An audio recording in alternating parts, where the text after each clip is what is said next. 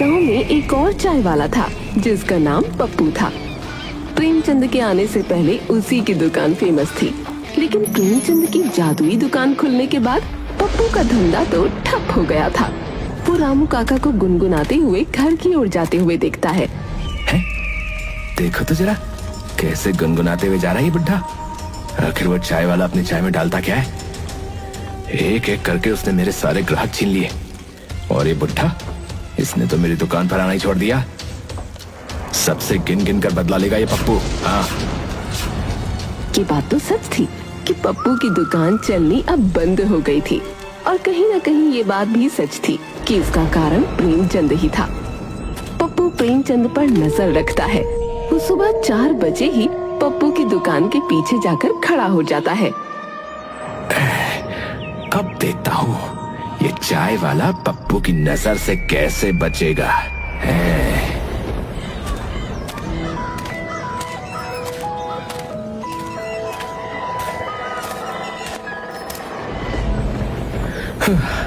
अरे बाबा, आज तो बहुत देर हो गई। जल्दी से सारी तैयारी कर लेता हूँ। 1 घंटे में ग्राहक भी आने शुरू हो जाएंगे। अरे लगता है मैं तो अपनी भांग की पोटली घर ही छोड़ आया। ओहो, है? क्या कहा इसने? भांग की पोटली? तो इसका मतलब ये चाय और पकौड़ों में भांग मिलाता है। मैंने तो खामखा इसको महान समझ लिया था। इस तरह तो महान मैं भी बन सकता हूँ। अब देख चाय वाले, पप्पू तेरी छुट्टी कैसे करता है। पप्पू खुश होता हुआ वहाँ से चला जाता है। प्रेमचंद जल्दी से अपने घर से भांग की पोटली ले आता है और चाय बनाने वाले दूध में भांग की बहुत कम मात्रा डाल देता है, और साथ में पकौड़े बनाने वाले बेसन में भी। अब इतना बहुत है। हाँ, अब जल्दी से सारी तैयारी कर लेता हूँ। अरे बिरजू, आज इतनी सुबह सुबह कैसे आना हुआ? अरे क्या कहूँ प्रेमचंद भाई, सुबह सुबह जो है पत्नी से झगड़ा हो गया। चप्पल खा ली मैंने, फिर कहने लगी कि चाय नहीं बनाऊंगी, तो मैं तेरी दुकान पर आ गया भैया। अच्छा, तो भाभी का मूड खराब है। एक काम करो, अपने साथ भाभी के लिए भी ये चाय पकौड़े ले जाओ। भाभी का मूड सुधर जाएगा, देखना। बात तो तुमने बिल्कुल सही कही है। एक काम करो यार, मेरा भी पैक ही कर दो। तुम्हारी भाभी के साथ ही नाश्ता करूंगा अब तो। प्रेमचंद बिरजू के लिए चाय और पकौड़े पैक कर देता है। बिरजू घर पहुंचता है तो उसकी पत्नी गुस्से में कहती है, आ गए? किसने कहा था वापस आने के लिए? जब तक तुम मेरे लिए बगल वाली विमला की तरह कानों के झुमके खरीद कर नहीं ला देते, तब तक इस घर में कदम रखने की कोई जरूरत नहीं है। अरे भगवान, अरे देखो तो सही तारीख। बाहर बारिश का मौसम हो रहा है, काली काली बदरिया छा रही है? पक्षी देखो कैसे हवा में उड़ रहे हैं। और मैं इसीलिए तुम्हारे लिए जो है ये चाय पकौड़े लाया हूँ। भूखे इंसान को गुस्सा जरा ज्यादा आता है ना। तो लो, पहले खा लो, खाने के बाद फिर तसल्ली से झगड़ा कर लेंगे। हैं? लो खाओ। बिरजू की पत्नी को उसकी बात सही लगी। वो दोनों आराम से चाय और नाश्ता करती हैं। थोड़ी देर बाद, ए जी, एक बात कहूँ? मैं सांस लेती हूँ, तेरी खुशबू आती है, एक महका महका सा पैगाम लाती है। मेरे दिल की धड़कन भी तेरे गीत गाती है।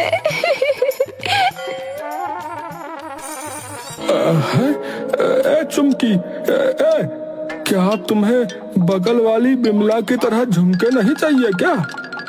नहीं, मेरे पास आप हो, वही बहुत है।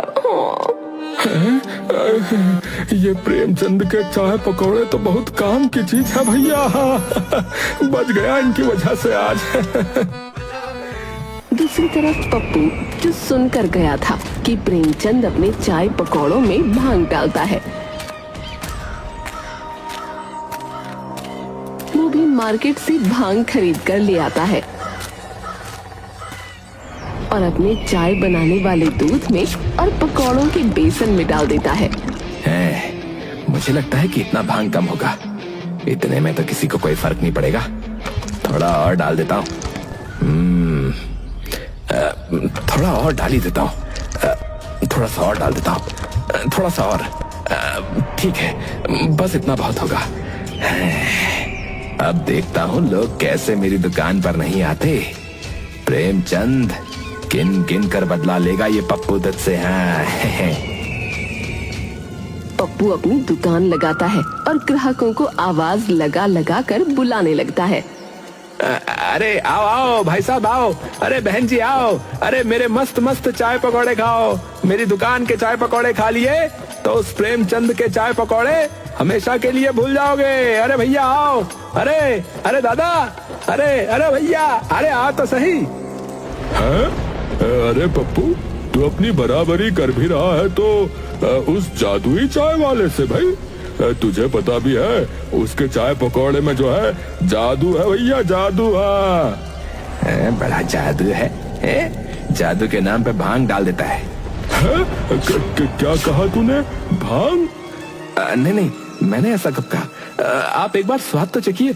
अगर पसंद नहीं आया तो पैसे नहीं दीजिएगा। हाँ।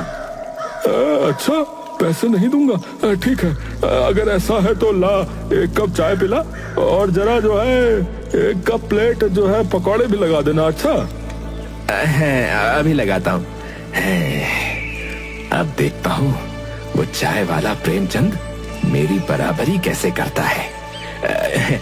ये लीजिए आपकी चाय और ये एक प्लेट पकौड़े। वो आदमी चाय पकौड़े खाने की शुरुआत करता ही है कि तभी वहाँ रामू काका और संतोष आ जाते हैं।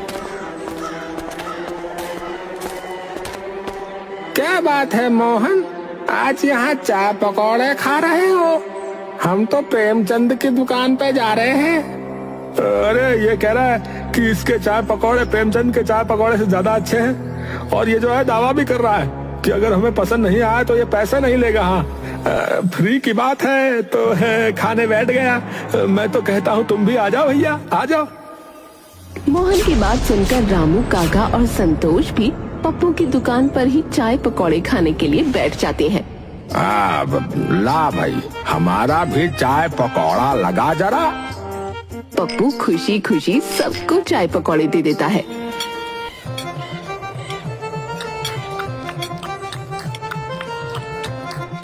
बातें करते करते वो तीनों सब खत्म कर देते हैं।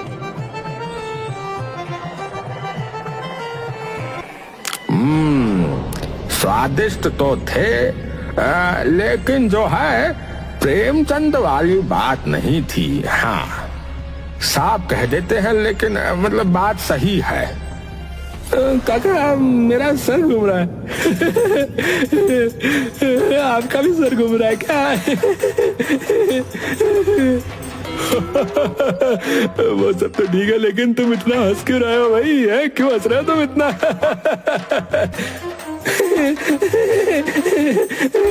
अरे हंस तो तुम भी रहे हो। अरे कितने जोर से हंस रहे हो तुम? अरे तुम दोनों को क्या हो गया है भाई? है? अरे तुम दोनों को देखकर जो है अरे मुझे भी हंसी आ रही है भैया। तीनों ठहाके लगा लगा कर हंसने लगते हैं। ये सब देखकर पप्पू थोड़ा घबरा जाता है। ये सब क्या हो रहा है? ये तीनों इतनी बुरी तरह से हंस क्यों रहे हैं?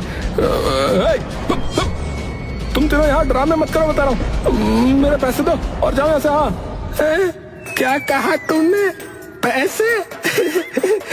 पैसे मांग रहे हैं रामू काका? पैसे? कैसे पैसे? अरे हमें तेरे चाय पकौड़े बिल्कुल अच्छे नहीं लगे। ऊपर से तूने हमें पता नहीं क्या खिला दिया है। हमें इतनी हंसी क्यों आ रही है रामू काका? ए मोहनवा, काहे हंसी आ रही है रे? ए तू ही बता पप्पू, क्यों हंसी आ रही है हमको इतनी? बता ना। घबरा कर किसी तरह पप्पू तीनों को उनके घर छोड़कर आता है। संतोष की पत्नी कहती है, जी आप तो ठीक से खड़े भी नहीं हो पा रहे, क्या आप नशा करके आए हैं क्या? नहीं तो, बिल्कुल नहीं, बिल्कुल नहीं किया नशा, मैंने कोई नशा नहीं किया।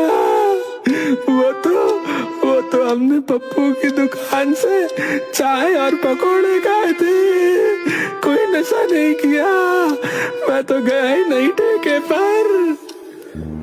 लेकिन आप रो क्यों रहे हैं? पता नहीं, बहुत रोना आ रहा है मुझे।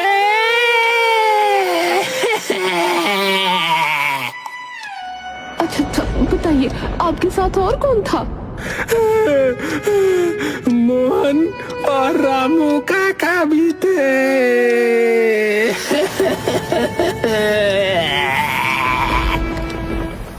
संतोष की पत्नी बहुत चालाक औरत थी। वो मोहन और रामू काका के घर जाती है और उन दोनों की पत्नियों को भी इकट्ठा करके पप्पू की दुकान पर जाती है। अरे ओ पप्पू, बाहर निकल, तूने हम तीनों के पतियों को ऐसा क्या खिला दिया जो वो ठीक से खड़े भी ना हो पा रहे? तुझे तो हम छोड़ेंगे नहीं। तीनों अपनी चप्पलें निकाल के पप्पू की धुलाई करने लगती हैं। अरे बचाओ, अरे कोई मुझे बचाओ भाई, अरे कोई मुझे इस काली दुर्गा सरस्वती से बचाओ। पप्पू अपनी जान बचाकर भाग रहा था और वहीं वो तीनों पप्पू के पीछे पड़ी थी।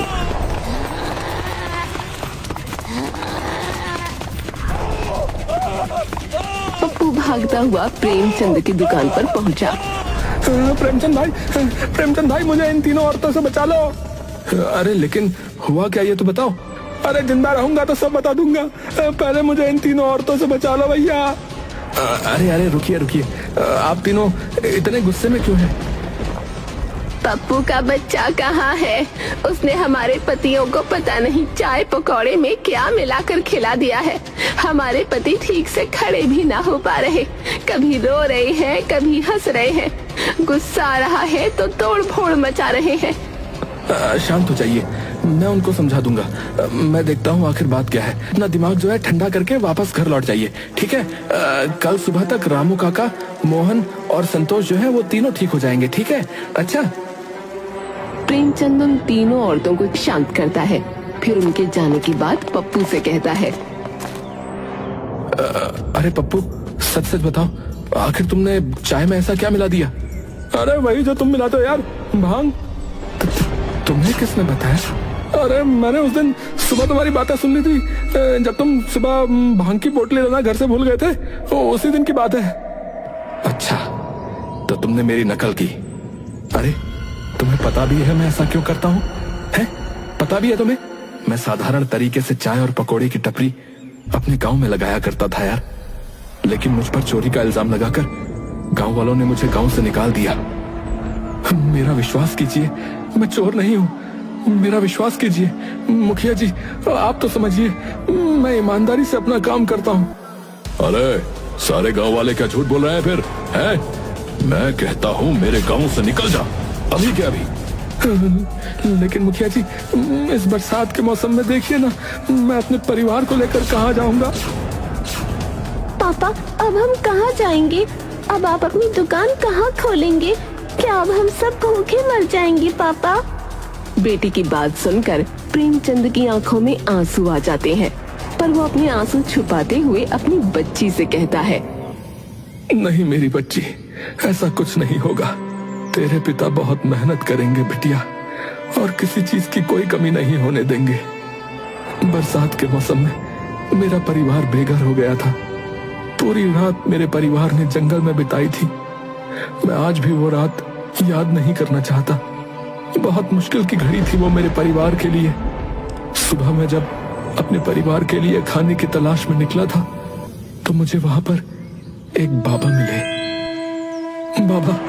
बाबा मेरा परिवार रोड पर आ गया है बाबा। मुझे उस गलती की सजा मिल रही है जो गलती मैंने की नहीं। बाबा मेरी मदद कीजिए बाबा जी। बेटा मैं तेरी समस्या को समझ सकता हूँ, परंतु मैं कोई भगवान नहीं हूँ जो कोई चमत्कार कर दूं। हाँ, परंतु मैं तुझे एक भभूति देता हूं। तू एक काम करना, तो उसे भांग की पत्तियों के साथ अपने चाय पकौड़ों में मिलाकर दुकान लगाना। ये भभूति लोगों के दुखी जीवन और कष्टों को दूर करेगी। बाकी अपने परिवार की नैया तुझे स्वयं चलानी होगी बेटा।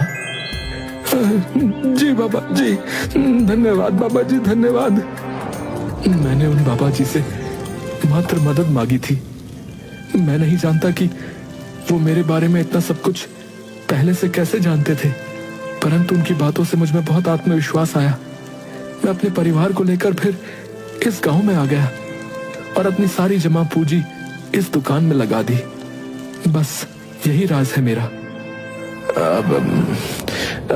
तेरी कहानी तो बहुत तेरी कहानी सुनकर बहुत दुख हुआ दोस्त। मुझे साथ ही माफ भी कर देना दोस्त। मैंने बिना तुम्हारे बारे में जाने तुम्हें गलत समझा। उस भभूति को भांग के साथ इस्तेमाल करना था, इसलिए मैं उसे भांग कहता था और तुमने गलत समझ लिया। अरे तो मैं भी क्या करता, तुम अच्छे से जानते हो, तुम्हारी वजह से मेरी दुकान बिल्कुल ठप हो गई है। मेरा भी तो परिवार है ना, मैं भी अपने परिवार में इकलौता कमाने वाला हूँ। अब मैं समझता हूँ दोस्त, क्यों ना ऐसा करें कि हम दोनों साथ मिलकर काम करें। बदले में तुम ये मेरा राज किसी को भी मत बताना। बाकी हमें जो भी मुनाफा होगा हम ईमानदारी से आधा आधा बांट लेंगे। पप्पू प्रेमचंद के सौदे से बहुत खुश होता है और अब वो दोनों पार्टनरशिप में दुकान चलाने लगते हैं। और ये राज कि प्रेमचंद अपने पकौड़े और चाय में क्या मिलाता है, राज ही रह जाता है। पूरे गांव के लोग अभी भी उनकी दुकान पर आते हैं, जादुई चाय पकौड़ों का लुत्फ उठाते हैं।